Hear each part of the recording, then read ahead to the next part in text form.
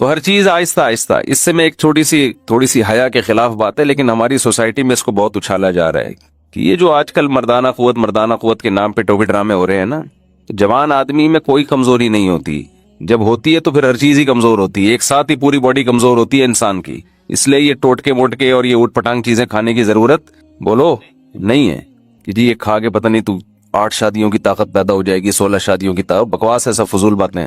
جب تک چل پھر رہے ہو، بول رہے ہو، آنکھیں صحیح ہیں، کان صحیح ہیں، سوننے کی طاقت صحیح ہے، ہضم کرنے کی طاقت ہے، تو ساری طاقتیں ٹھیک ہیں. جب کمزور ہو گئے تو ایک ساتھ ہی ہو گئے سارے، سب کچھ، ساری کمزوریاں ایک ساتھ ہی پیدا ہوتی ہیں. تو جب تک باقی باڈی ٹھیک ہے تو باقی بھی ٹھیک ہے. الگ سے پتہ نہیں کیا کہ لے کے نسخے کھا رہے ہوتے ہیں، دوائیں کھا کے اپنے آپ کا بیڑا غرق کر رہے ہوتے ہیں. اس میں وہم زیادہ ہے لوگوں کو. اور اللہ نے ہر مسلمان میں 4 کی طاقت رکھی ہوئی ہے معذرت کے ساتھ. اس کے لیے کوئی بہت زیادہ ایکسٹرا کوئی صحت کی ضرورت نہیں ہے. مرد کو اللہ نے عورت سے زیادہ پاورفل بنایا اس معاملے میں. تو مرد ہی کیا ہے جس میں پاور عورت ہی کے برابر ہو. ایک عورت کے لیے ایک مرد کافی ہے، تو ایک مرد کے لیے بھی ایک عورت کافی ہے. تو دونوں میں کوئی فرق ہوا پھر؟ تو آدمی کس بات کا ہے بھائی تو؟ باقی کرے نہ کرے وہ آپ کا ہیڈیک ہے، وہ میں الگ ٹاپک ہے. وہ تو میں پھر سوسائٹی کی جو ضرورت ہے، معاشرے کی ضرورت ہے، بیوہ طلاق یافتہ، وہ تو میں اس پہ بات کرتا رہتا ہوں. لیکن یہ جو آج کل ہے نا کہ کمزوری، یہ ایسے نہیں ہے ایسے جیسے لوگوں نے سمجھ لیا ہے. سب صحت مند ہی ہیں. ہاں کوئی خدا نخواستہ کوئی شوگر کا مریض ہے، کوئی ایکسٹرا کوئی بیماری ہے اس میں، تو ایک الگ بات ہے. جب تک آپ نارمل ہیں تو سب کچھ نارمل ہے. اس کے لیے حکیموں کے پاس، جو جعلی حکیم ہوتے ہیں نا، ان کے پاس مت جایا کرو، وہ بیڑا غرق کر دیں گے. جو پراٹھے ہضم کر رہے ہیں نا، روٹی ہضم کر رہا ہے، گوشت ہضم کر رہا ہے، تو اس کا مطلب صحیح ہے، ٹھیک ہے. باقی نفسیاتی مسائل ہوتے ہیں لوگوں کے ساتھ، اس کو وہ اب ایک آدمی کو غلط کاریوں کی عادت پڑ جائے. لوط علیہ السلام کی قوم کو لڑکوں سے بدفعلی کی عادت پڑ گئی تھی، تو ان کی عورت میں رغبت ختم ہو گئی، بیوی میں رغبت ختم ہو گئی. تو یہ جسمانی بیماری نہیں تھی، یہ روحانی بیماری تھی. اس کا علاج کوئی دوائیں نہیں ہے، اس کا علاج ہے کہ جو گندگی تم نے عادت ڈالی ہے اس عادت کو چھوڑو، تو پھر اللہ حلال میں رغبت پیدا کرے گا. تو جو زانی لوگ ہیں، زنا کرنے والے، بدکاریاں کرنے والے، غیر عورتوں میں دلچسپی لینے والے، ان کی گھریلو لائف بہت خراب ہو جاتی ہے. تو وہ جسمانی بیماری نہیں ہے، وہ مینٹلی ڈسٹرب ہوتے ہیں. وہ ان کو روزانہ کچھ نیا چاہیے. عیاشی ان کی مزاج کا حصہ بن جاتی ہے. جیسے جو روز مرغے کھائے گا تو دال اچھی لگے گی، پھر اسے بیلنس ہے نا، کبھی مرغا کھا لیا کبھی دال کھا لی. اب آپ روزانہ ہی مرغے پھوڑتے رہو گے تو مر جاؤ گے آپ. تو حلال میں اللہ نے اعتدال رکھا ہے، حرام میں اعتدال نہیں ہوتا. جو حرام کی طرف جاتے ہیں نا، زنا کرتے ہیں، تو وہاں سے تو بور ہوتے ہیں، لیکن گھریلو لائف ان کی برباد. بے حیائی کا سب سے بڑا اثر یہ پڑتا ہے کہ اس کی اپنی جو بیوی بچوں کی زندگی ایک وہ تباہ و برباد ہوتی ہے. اور کتنے برے اثرات بچوں کو جب پتہ چلتا ہے ہمارا باپ ایسا ہے، بچوں کے دل میں باپ کی عظمت نہیں رہتی ہے. آپ کہتے ہیں نہ رہے عظمت تو کیا ہوگا بھائی، آگے آپ کا بڑھاپا بھی آ رہا ہے. ابھی اولاد کو آپ کی ضرورت ہے، کل آپ کو اولاد کی ضرورت ہے، اور بہت جلد ہے. بڑھاپا کوئی ٹائم نہیں لگتا، کراچی میں تو اور جلدی آتا ہے. جیسے جیسے انسان بوڑھا ہوتا ہے تو جذبات آہستہ آہستہ اس میں کم ہونا شروع ہو جاتے ہیں. جذبات کے ہوتے ہوئے جو کام ہو سکتا ہے وہ وداؤٹ جذبات نہیں ہوتا. دیکھو اللہ کی کیسی قدرت ہے کہ انسان پہ جب بڑھاپا آتا ہے نا تو ساری چیزیں ایک ساتھ ہی کمزور ہوتی ہیں. سب چیزیں آہستہ آہستہ ایک ساتھ کم ہونا. نظر کمزور ہوگی، یہ اللہ کی نعمت ہے. کیوں؟ اگر نظر کمزور نہ ہو تو سب نظر آئے گا اور دل پہ لے گا ساری باتیں. سوسائٹی میں سب کچھ ٹھیک تھوڑی ہو رہا ہے، سب دیکھے گا کیا ہو رہا ہے، اور دیکھنے کے بعد لے گا کس پہ؟ دل پہ. تو دل میں برداشت نہیں ہے، وہ جوانی والا دل تھوڑی ہے. اس وقت تو بیسیوں کا اس نے توڑا ہوگا، بیسیوں نے اس کا توڑا ہوگا. کیا خیال ہے؟ ایسے ہی ہوتا ہے نا. تبھی تو وہ عاشقوں نے وہ دل کے وہ کراس لگایا ہوا ہوتا ہے اس پہ کہ ٹوٹا ہوا دل. بیسیوں نے اس کا دل توڑا ہو گیا، سہ گیا. بیسیوں کا دل اس نے توڑا ہوگا، لیکن بڑھاپے میں نہ دل توڑنے کی طاقت اور نہ دل ٹوٹنے کی طاقت، برداشت نہیں کر پاتا. تو اللہ تعالیٰ نے اس کی نظر کو کمزور کر دیا کہ نہ کچھ نظر آئے گا نہ دل پہ لے گا. محدود. اللہ سماعت بھی کمزور کر دیتے ہیں، سنائی. اس کا بھی فائدہ ہے بھائی، سب سن لیا تو آپ کو پتا ہے کہ ہر کچھ ٹھیک نہیں سنا جاتا، الٹا بھی لوگ بول رہے ہوتے ہیں. تو بھی آپ ڈائریکٹ کس پہ لیں گے بھائی؟ دل پہ لیں. اللہ کہتے ہیں ان کو سناؤ ہی نہیں.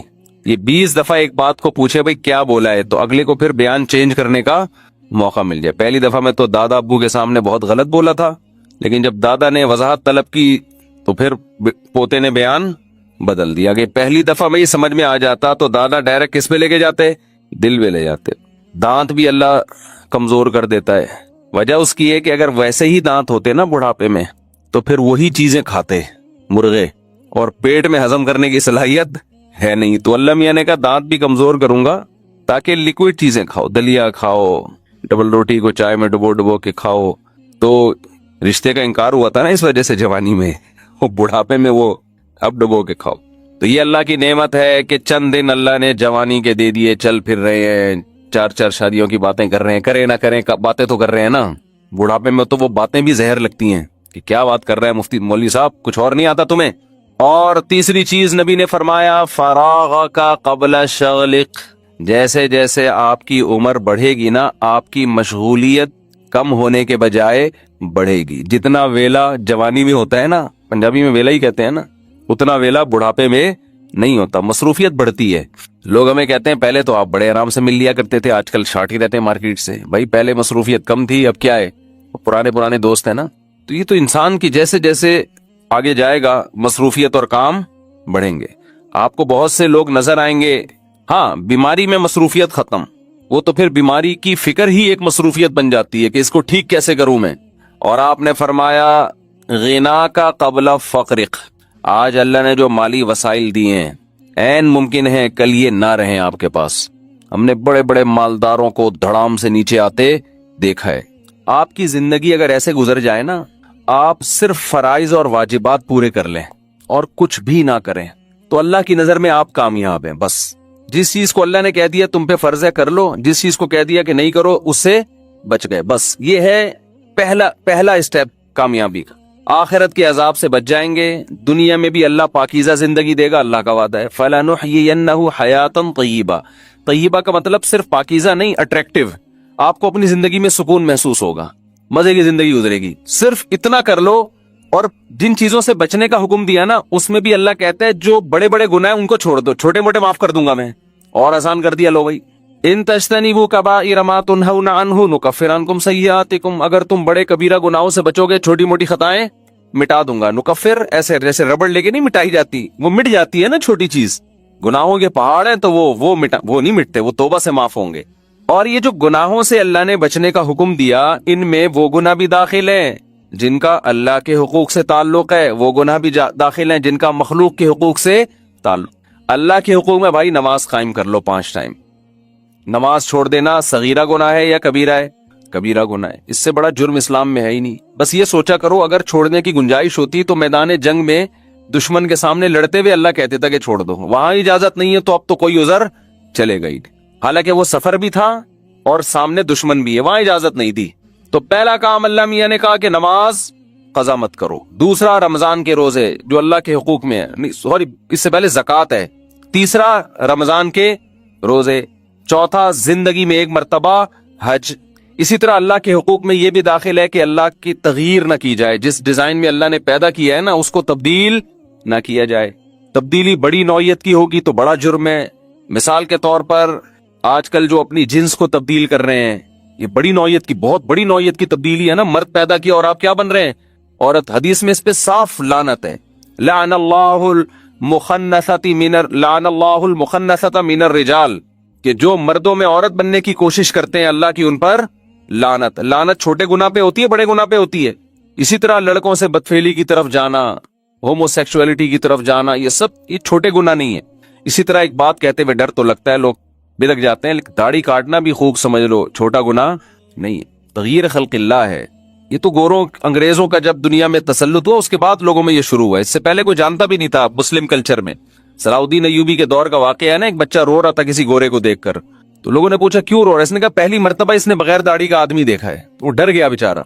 किसी बगैर दाढ़ी वाले की तौहीन मकसद नहीं है, लेकिन हमारे नबी सल्लल्लाहु अलैहि वसल्लम का हुक्म है याफुल लिहा, दाढ़ी बढ़ाओ, वकुस्सुश शवारिब, खालिफुल यहूद वन नसारा।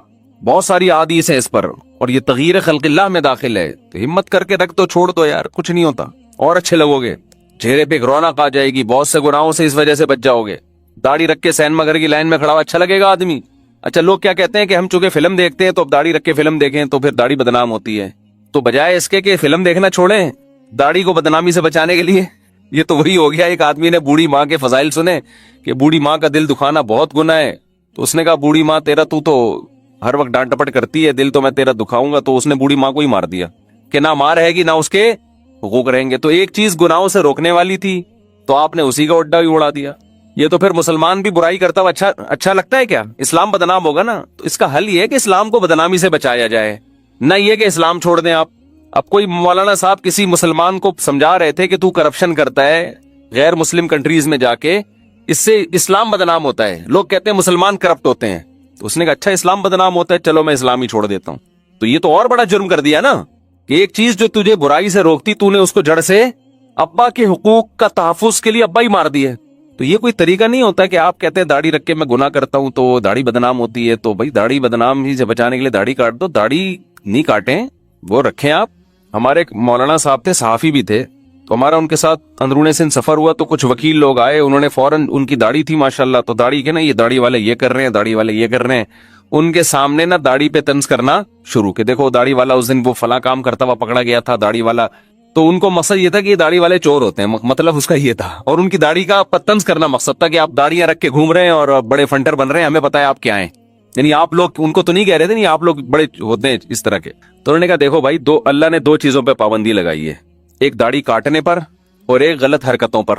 جس نے داڑھی رکھ لی اس نے اللہ کے دو حکام میں ایک حکم تو پورا کر لیا نا, غلط حرکتیں نہیں چھوڑ رہا, ٹھیک ہے نا. جس نے نہیں رکھی اس نے کسی بھی حکم کو پورا نہیں کیا. تو کبھی بھی برائی کا آپ میں کوئی اچھائی سے اس لیے بچا جائے کہ اچھائی بدنام ہوگی, یہ طریقہ نہیں ہوتا. اس کا طریقہ یہ ہے کہ آپ ایک جو کام ہو رہا ہے وہ تو کریں نا. علماء تو یہاں تک کہتے ہیں جو اچھائی آپ میں نہیں ہے اس کی دوسروں کو بھی تبلیغ کر سکتے ہیں آپ, تاکہ وہ آپ کے اندر پیدا ہو جائے. لوگ کہتے ہیں نا جو کام ہم خود نہیں کر رہے دوسروں کو کیوں کہیں, بھائی اسی نیت سے کہیں تاکہ آپ کو بھی توفیق ملے, فروغ تو دے نا. یہ جو بے حیائی کو فروغ دینے والے لوگ ہیں انٹرنیٹ پہ, سارے بے حیا تھوڑی ہوتے ہیں, لیکن پسند کر رہے ہوتے ہیں اس کو. برائی کرتے نہیں ہیں لیکن پروموٹ کر رہے ہیں اس کو. تو آپ اگر اچھائی نہیں بھی کر رہے تو پروموٹ کس چیز کو کرنا ہے, آپ نے اچھائی کو کرنا ہے کہ چلو یار اس بہانے ہو سکتا ہے ہم بھی اچھے ہو جائیں. اسی طرح اللہ کے حقوق میں زنا سے بچنا, یہ کس کا حق ہے؟ توبہ کر لیں بھائی. بدنظری کرنا صغیرہ گناہ ہے, عادت پڑ جائے تو کبیرہ گناہ ہے. یہاں سے نوجوان خوش ہو گئے ہوں گے, اچھا بدنظری صغیرہ گناہ ہے, تو یہ خوب سمجھ لو جو بدنظری ایک دفعہ کرتا ہے بار بار بھی وہی کرتا ہے. ایسا نہیں ہوتا کہ سال میں ایک دفعہ اس نے کسی انٹی کو دیکھا اور یہ سوچ کے کہ بھائی صغیرہ ہو گیا, میرا ایک جو صغیرہ گناہ تھا وہ میرا پیکج کمپلیٹ ہو گیا ہے, اور صغیرہ پہ اللہ پکڑتا نہیں ہے. کیونکہ جو ایک دفعہ دیکھتا ہے وہی روزانہ بھی دیکھتا ہے, وہی بار بار بھی دیکھتا ہے. جو نہیں دیکھتا وہ ایک دفعہ بھی بولو نا نہیں دیکھتا. تو صغیرہ تو اس لیے شریعت نے کہہ دیا کہ بھائی 5 دفعہ ہو جاتا ہے, انسان ہے, کبھی نظر پڑ جاتی ہے, پھر دوبارہ بھی نظر اٹھا کے دیکھ لیتا ہے, گناہ ہو جاتا ہے. مایوس نہ ہو کہ یار اب تو میں کبیرہ کا مرتکب, اب تو میں تو توبہ استغفار کرو, آئندہ کے لیے حفاظت کرو. تو زنا کرنا کبیرہ گناہ ہے, قتل کرنا کبیرہ گناہ, بہنوں کی وراثت کھانا صغیرہ ہے کہ کبیرہ ہے؟ کبیرہ گناہ ہے. وراثت میں تاخیر کرنا تقسیم کرنے میں, آج کل کھاتے نہیں ہیں لوگ, کہہ رہے ہیں ابا کے انتقال کو 30 سال ہو گئے, ابھی ٹھہرو ذرا کریں گے, اماں کا بھی انتقال ہونے دو. تو یہ صغیرہ نہیں ہے میرے بھائی, ویڈیو نہ بنائیں, یہ صغیرہ نہیں ہے, یہ کیا ہے؟ کبیرہ گناہ ہے. جب لکھا ہوا ہو کہ ویڈیو نہ بنائے پھر بھی بنانا صغیرہ ہے کبیرہ ہے؟ اچھا, عورت کا شوہر کی نافرمانی کرنا, چھوٹی موٹی نافرمانی ہر گھر میں ہوتی ہے, ان بڑے پیمانے پر نافرمانی کرنا, اس کی پرمیشن کے بغیر آپ بار بار گھر سے جاتی ہو, وہ پوچھ رہے کہاں بیٹھی ہو, آپ کون ہوتے ہو مجھ سے پوچھنے والے, اس کی وجہ سے وہ ڈپریشن میں جا رہا ہے. تو نبی صلی اللہ علیہ وسلم نے فرمایا وہ عورت جس کا شوہر اس سے راضی نہیں ہے وہ جنت میں نہیں جا سکتی. عورت کے حقوق میں جو انسان مخلوق کے حقوق ان میں سب سے پہلے اللہ نے شوہر کا حق رکھا ہے. اور مرد اگر اس کے بیسک حقوق ادا نہیں کر رہا, نان نفقہ ہے, اس کو کچھ ٹائم بھی دیا جاتا ہے, یہ سب چیزیں نہیں کر رہا, اس کو ذہنی ٹارچر کر رہا ہے, تو یہ صغیرہ ہے کبیرہ ہے؟ دیکھو یہ چیزیں کبھی کبھار صغیرہ میں آتی ہیں, ہر گھر میں ہوتی ہیں, کبھی کبھار تو یہ جہاں انسان رہتے ہیں تو 100% درست کون رہتا ہے, لیکن ایسے حالات ہیں کہ عورت کو ذہنی مریض بنا دیا, وہ ڈپریشن کی گولیاں کھا رہی ہے, یا ایسے حالات ہیں کہ عورت نے میاں کو ڈپریشن کا مریض بنا دیا. عدالتی خلے لے کے شادیاں جو ہو رہی ہیں آج کل, مرد کے بچے بھی گئے, بیوی بھی مارکیٹ سے شارٹ, بیگم صاحبہ کو کوئی اور پسند تھا, خلا لیا, چلو جی وہاں مفتی اور حضرات چیختے رہ جائیں اس خلا کی کوئی حیثیت نہیں ہے. تو یہ کون ہوتے ہیں؟ میں نے بھی ایک بیان تھا میرا خلا پر نا, اس پہ نیچے لوگوں کے بہت سارے نیگیٹو کمنٹس, بار بار کہہ رہے ہیں خلا کا حق تو اللہ نے عورت کو دیا ہے, یہ مولوی دیکھو کیا, یہ مولوی غلط گائیڈ کر رہا ہے. قرآن میں کہیں بھی نہیں ہے کہ خلا کا حق ایسے دیا ہے عورت کو کہ شوہر کی اجازت کے بغیر وہ خلا لے لے, ایسا قرآن میں کہیں بھی نہیں ہے, قرآن کے اندر موجود ہے. فلا جناح علیہما, میاں بیوی دونوں پر کوئی گناہ نہیں ہے کہ وہ ایگریمنٹ کر لیں. اگر دونوں حدود اللہ پہ قائم نہیں رہ سکتے اور عورت شوہر سے مطالبہ کرے کہ مجھے علیحدگی چاہیے, تو اللہ کہہ لیں دونوں پر کوئی گناہ نہیں ہے کہ شوہر مہر واپس لے کے اس کو چھوڑ دے. یہ ہے خلا. فی مفتدت بھی, فدیہ دے دے اس کو. تو فدیہ جانبین کی مرضی سے ہوتا ہے. معاوضہ جب بھی کسی چیز کا لیا جاتا ہے تو اگلا معاوضہ قبول کرنے پر راضی بھی تو ہونا. تو خلا اسلام میں ایک ایگریمنٹ ہے, تو دونوں طرف سے ہوتا ہے. اور بخاری کی مشہور حدیث ہے, نبی صلی اللہ علیہ وسلم کے دور میں خلا کیسے ہوا تھا. وہاں آپ صلی اللہ علیہ وسلم نے شوہر کو بلا کے راضی کیا تھا. خاتون نے نبی کی عدالت میں کیس دائر کیا کہ میں نہیں رہنا چاہتی. آپ نے ان کے شوہر کو بلایا اور ان کو حکم دیا طلقھا, ان کو طلاق دو. ان کے شوہر نے طلاق دی, پھر نکاح ختم ہوا ہے. سمجھتے ہو کہ نہیں سمجھتے؟ تو عام طلاق میں اور خلا میں فرق یہ ہے کہ عام طلاق مرد اپنی مرضی سے دے رہا ہوتا ہے, عورت کا اس میں مطالبہ نہیں ہوتا. خلا میں عورت کا مطالبہ ہوتا ہے. تو خلا عورت کا حق کا مطلب یہ کہ عورت بھی طلاق کا مطالبہ کر سکتی ہے. یہ مطالبہ کرنا ضرورت کے وقت ناجائز نہیں, اگر کوئی ضرورت ہو تو کر سکتی ہے, کوئی معقول وجہ ہو. آج ہماری عدالتوں نے کتنا آسان بنا دیا اس کو. ہاں پھر ٹھیک ہے, پھر ٹھیک ہے. ہاں کورٹ اس کو کہہ رہی ہے شوہر کو خلا دے دو, پھر شوہر دے دے, سائن کر دے, پھر ٹھیک ہے. ہم تو یہ کہہ رہے ہیں کہ شوہر بعض دفعہ آتا نہیں ہے, نوٹس نہیں پہنچتا, آیا الزامات ثابت نہیں ہوئے اس کے اوپر, جو الزامات لگے تھے جھوٹے الزامات تھے, دلیل سے ثابت نہیں کیے, شوہر نے الزامات کو مانا بھی نہیں, پھر بھی بس جو قانون کی کتاب میں لکھا ہوا ہے, جو میں نے خود پڑھا ہے کہ ہر قیمت پہ عورت کو علیحدگی دی جائے گی اگر وہ نہیں رہنا چاہتی, چاہے اس کے پاس کوئی معقول ریزن ہو یا نہ ہو. کوئی معقول ریزن ہو پھر تو ہم بھی اس کے قائل ہیں, بلکہ معقول ریزن, چند معقول ریزنز ایسی ہیں کہ اگر شوہر سائن نہ بھی کرے تو خلا تو نہیں ہے لیکن نکاح فسخ کر سکتی ہے کورٹ. پھر سمجھ رہے ہو بات کو؟ بعض ریزن ایسی ہیں, کوئی واقعی بڑا ظلم ہو رہا ہو نا عورت کے اوپر, بے تحاشا مارتا پیٹتا ہے, یا بیسک نان نفقہ ہی نہیں دے رہا ہے, یا خدا نخواستہ کوئی نامرد ہے, حق زوجیت ادا کرنے کی طاقت ہی نہیں ہے, تو یہ تو نکاح کی اب مصلحتی فوت ہو گئی نا. ایسی کنڈیشن میں کورٹ پر لازم ہے کہ وہ شوہر کو بلائے. عورت نے دعویٰ کیا کہ اس میں یہ 3 خرابیاں یا 2 یا 1 خرابی ہے, تو وہ اس پہ کیس کرے اور یہ دیکھے کہ یہ واقعی سچ کہہ رہی ہے کہ غلط کہہ رہی ہے. جیسے جج کرتا ہے نا, چوری کا الزام لگائے تو ایسے تو نہیں کہ جس نے الزام لگایا بس فوراً مان لیا آپ نے. جج یہ بات جج کرنے کے بعد فیصلہ کرے کہ ہاں جی یہ الزامات ٹھیک ہیں, اور یہ واقعی ایسے الزامات ہیں کہ اس کے ایسی صورت میں شوہر کے ساتھ عورت کا گزارا ناممکن ہے. اب یہ ہے کہ اللہ کی حدود پہ یہ قائم نہیں رہ سکتے. پھر مرد جج بیوی سے کہے گا کہ آپ رہنا چاہتی ہیں, علیحدگی چاہتی ہیں. اگر وہ کہے مجھے علیحدگی چاہیے تو پہلے صورت میں یہاں بھی جج شوہر کو کہے گا کہ آپ اس کو طلاق دو. اگر وہ نہیں دیتا تو اگر یہ بیماری قابل علاج ہوگی تو علاج کا موقع دیا جائے گا 1 سال کا. اگر قابل علاج ہی نہیں ہے, یعنی حتی الامکان کوشش کی جائے گی, پہلے موقع دیا جائے اس کو. نان نفقہ نہیں دے رہا, اس کی وجہ پوچھی جائے گی, کیوں نہیں دے رہے آپ. تو یہ تمام پروسیس سے گزرنے کے بعد جج یہ جب فیصلہ کرے گا اس کے بھئی یہاں متعنت ہے, مرد جو ہے نا وہ ظالم ہے, یہ نہ رکھتا ہے نہ چھوڑتا ہے, تو پھر اس کو کہے گا کہ آپ اس کو طلاق دیں. وہ نہیں دیتا تو پھر خلا نہیں ہوگا, یہاں فسخ نکاح ہوگا کہ جج نے کیا کیا, دونوں کا نکاح ختم. یہ اس کنڈیشن میں جائز ہے. آج جو عدالتوں میں چل رہا ہے وہ یہ نہیں ہے, اس پہ ہم چیخ رہے ہیں. آج جو کورٹ میں چل رہا ہے وہ یہ چل رہا ہے کہ عورت جائے, اس کو ایک پرنٹڈ ایک صفحہ دے دیا جاتا ہے وکیل کی طرف سے, اس میں سارے الزامات پہلے سے لکھے ہوئے ہوتے ہیں کہ کیا کیا الزامات لگیں گے. جج یہ تحقیق نہیں کرتا ہے کہ یہ الزامات صحیح ہے یا غلط ہیں, اور جج کو تحقیق کی ضرورت بھی نہیں ہے. اگر یہ ثابت ہو بھی جائے کہ الزامات غلط ہیں, جج نے پھر بھی خلا کی ڈگری پکڑانی ہے, تھمانی ہے, چاہے شوہر سگنیچر کرے یا نہ کرے. یہ کالعدم ہے, جج اپنی بیوی کو طلاق دے سکتا ہے, کسی مرد کی بیوی کو طلاق نہیں دے سکتا. ریاست کو اتنا کنٹرول اللہ نے نہیں دیا کہ وہ آپ میری اور آپ کی بیویوں کو ہم سے جو ہے نا وہ طلاق دلوانا شروع کر دے. اسلام شخصی ملکیت کا قائل ہے. مرد کی عورت پر نکاح والی ملکیت ہوتی ہے, غلام نہیں ہوتی عورت, لیکن نکاح میں ملکیت کس کی ہوگی؟ مرد کی ہوگی. یہ خاندانی نظام کو بچانے کے لیے اسلام کا بنایا ہوا اصول ہے, اور عورت کے فائدے میں ہے یہ.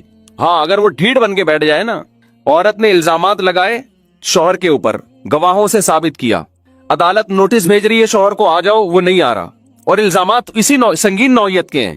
چھوٹے موٹے دیکھیں وہ تو خرابی ہر گھر میں ہوتی ہے نا, مجھ سے تمیز سے بات نہیں کرتا, یہ کوئی ایسی وجہ نہیں ہے. یہ گالیاں دیتا ہے, تو گالیاں معین اختر کے ماموں اتنی گالیاں دیتے تھے. جو یعنی ایسے الزامات ہیں جو سنگین نوعیت کے ہیں, جس میں واقعی عورت کو شوہر کے ساتھ رکھنا انتہائی درجے کی زیادتی ہے. بے تحاشا مارتا پیٹتا ہے, اور نشہ کرا رہا ہے, اس کو کرا رہا ہے نشہ. یہ تو غلط ہے نا, یہ تو زیادتی ہے نا. یہ بھی اسی نوعیت کی ہے, نہیں بہت ہی واضح طور پر ہو نا. آج کل جو خلا آ رہے ہیں تمیز سے بات نہیں کرتا, گالیاں بہت دیتا ہے, گندی گندی گالیاں دیتا ہے. غلط کرتا ہے ہم کو اس کو پروموٹ نہیں کر رہے. تو اسی طرح شراب پیتا ہے, اگر نشہ کرتا ہے تو یہ خلا کی, یہ فسخ نکاح کی بیس نہیں ہے. شراب پی کے کرتا کیا ہے, اگر بے تحاشا مارتا پیٹتا ہے اور ظلم کر رہا ہے نا, تو وہ پھر اس کو بیس بنایا جائے گا. تو خیر اس میں پھر یہ ہے کہ اگر وہ ہٹ دھرم ہو کے ضدی بن کے بیٹھ گیا, نوٹس آ رہے ہیں. اچھا یہاں بھی ایسا بھی ہوتا ہے کہ نوٹس بھی عدالت یہ نہیں دیکھتی کہ صحیح گھر پہ پہنچ رہا ہے کہ نہیں پہنچ رہا.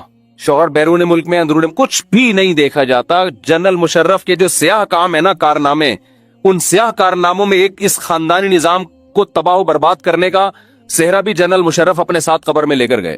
یہ سارا گند کس نے مسلط کیا ہمارے اوپر؟ جنرل مشرف نے. پورے خاندانی نظام کی اب ایسی کی تیسی ہونے جا رہی ہے ہمارے یہاں سوسائٹی میں. اور ہماری دینی تنظیمیں اس وقت بھی خاموش تھی, اب بھی خاموش ہیں. اسلامی نظریاتی کونسل اس وقت بھی خاموش, اور اب بھی الحمدللہ خاموش ہے. تو پتہ نہیں کیوں خاموش ہے, ان کی کیا مسئلت ہے, واللہ عالم. ہم تو اچھی تعبیر ہی کرتے ہیں, کوئی وجہ وسیع تر مفاد میں ہی ایسا ہو رہا ہوگا شاید. تو خیر ان کو پتہ ہی نہیں ہوگا. تو اب مسئلہ یہ ہے کہ اگر شوہر ہٹ دھرم ہے, بلا رہے ہیں, نہیں آ رہا, تو پھر بعض فقہا کی رائے ہونا تو یہ چاہیے کہ گورنمنٹ اس کو پولیس کے ذریعے اٹھا کے لے کر آئے. کیوں نہیں لے کر آ رہی بھائی؟ اصل میں حکومت کا ایک یہ جو جنرل مشرف نے کیا نا کہ توڑواؤ, کیا کرو بھائی, جب نہیں رہنا چاہتی تو کیا کرو. وہ یہ نہیں دیکھنا چاہتے کہ معقول بیس ہے یا نہیں ہے. ویمن رائٹ کے لیبل لگا کے خاندانی نظام کو تباہ اور برباد کیا جا رہا ہے. لیبل یہ ہے کہ عورت کے حقوق, لیبل یہ لگا دیا کہ کس کے حقوق ہیں. یعنی عورت کو اگر پڑوس میں کوئی اور اچھا لگ رہا ہے نا, اپنا پرانا والا اچھا نہیں لگ رہا, تو یہ عورت کا حق ہے کہ یہاں چھوڑ کے وہاں چلی جائے وہ. اور کمال کی بات یہ کہ بچے بھی ساتھ لے کے جائے گی. اس کے حق میں ان بچوں کا کیوں بیڑا غرق کر رہے ہو یار آپ؟ کچھ بھی نہیں دیکھتی کورٹ. جج پابند ہے اس لا کا, جو اوپر سے وہ کر بھی نہیں سکتا. وہ کہتا ہے بھائی مجھے جو لکھا ہوا ہے میں تو اسی کا پابند ہوں. تو جس پہ جو بھگتتا ہے نا, اس پہ دل پہ آ رہے چلتے ہیں, اس کو میرا بیان سمجھ میں آ رہا ہوتا ہے. جو بھگتتا نہیں ہے وہ نیچے نیگیٹو کمنٹس کر رہا ہوتا ہے. اس مولوی کو دیکھو کیسی باتیں کر رہا ہے, بھگتو گے پتا چلے گا. اور ویسے تو اب ویسے بھی جب خواتین میں جاب کا ریشو بہت بڑھ گیا ہے, تو دفتروں میں ایک سے ایک ہینڈسم ان کو نظر آئے گا. اور عورت ویسے بھی دل کی کمزور ہے. شوہر جس اسٹائل میں بات کرتا ہے نا, شوہر کو تو پتا ہے تو میری ہو گئی ہے. اجنبی آدمی ہمیشہ ایسے پیارے اسٹائل میں بات کرتا ہے کہ عورت ہمیشہ اس سے دھوکے میں آتی ہے کہ میرا میاں کیسے بات کرتا ہے, اور یہ میرے باس میرے سے ماشاءاللہ کتنے کیوٹ ہیں, میرے باس ماشاءاللہ کتنے پولائٹ ہیں. اس کو یہ نہیں پتا یہ جب تک تیرا باپ نہیں ہے نا اس وقت تک یہ بات کر رہا ہے. جب یہ شوہر بنے گا پھر دیکھنا یہ کتنا پولائٹ ہوگا. وہ جو تیرا مکھنچو شوہر بیٹھا ہوا ہے نا, گیس بجلی کے بل دے رہا ہے, اس کی قدر کر تو. وہ تیرے بچوں کا باپ ہے. اس کو یہ لگ رہے ہیں سارے جو ہے نا ہینڈسم اسمارٹ اور اتنی تنخواہ, اور یہ مجھے گاڑیاں دلائیں گے اور یہ کریں گے, اور وہ پھر خلا لے لیا. عدالت کہتی ہے خلا بھی لو, بچے بھی لے کے چلی جاؤ. برباد عورت نہیں ہونا ہے, مرد کا کیا ہے؟ تو مرد تو زندگی گزار لے گا کہیں بھی, برباد تم نہیں ہونا ہے آخر میں. عورت کا حقوق خدا نے جو بیان کیے وہ صحیح ہے, اس کو اللہ نے پابند کیا ہے. جو مل گیا نا اب اسی کے ساتھ رہنا ہے, تم نے وفا کرنی ہے. اچھا ہے برا ہے جیسا بھی ہے برداشت کرو. ہاں ایک حد, ایک سنگین نوعیت کے اگر اس میں ظلم ہے تو پھر اس کی صورت الگ ہے. وہ تو اگر وہ نہیں آ رہا تو پہلی کوشش تو عدالت کرے گی, پولیس کے ذریعے اس کو اٹھا کے لے کر آئے گی. کیوں نہیں آ رہا بھائی, تو بیرون ملک ہے, اس کو مہلت دے گی, آپ آ جائیں یا اپنا وکیل ہائر کریں آپ. پھر بھی اگر نہیں آتا, پکڑائی میں نہیں آ رہا, تو پھر یہ بعض فقہا کہتے ہیں یہ سمجھا جائے گا کہ اس نے ان الزامات کو تسلیم کر لیا ہے. ایسی صورت میں بھی کورٹ اگر فسخ نکاح کرتی ہے, نکاح کو ختم کرتی ہے, تو اجازت ہے. کیونکہ وہ ایک متعنت ہے نا کہ نہ رکھ رہا ہے نہ چھوڑ رہا ہے. بھائی آ کے فیس تو کر, تو یہ تیرے پہ الزام لگ رہے ہیں, صحیح ہے غلط ہے بتا تو صحیح نا. اسی وجہ سے جو عورتیں خلا میں کیس دائر کرتی ہیں, ہم ان کے مردوں سے کہتے ہیں آپ عدالت میں جا کے سماعت ضرور کریں.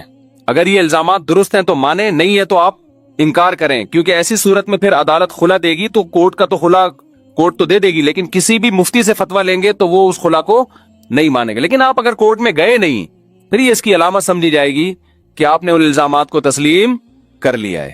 تو خیر جو اصل بات میں کر رہا تھا کہ عدالت سے آج کل جس طرح سے خلا لے رہے ہیں, یہ خلا لے کے کہیں اور شادی کرنا صغیرہ گناہ ہے کبیرہ گناہ ہے؟ کبیرہ ہے, زنا ہے. کیونکہ حلال و حرام کرنے کا حق اللہ نے کورٹ کے پاس نہیں رکھا, کہ کس کے پاس ہے؟ اللہ کے پاس.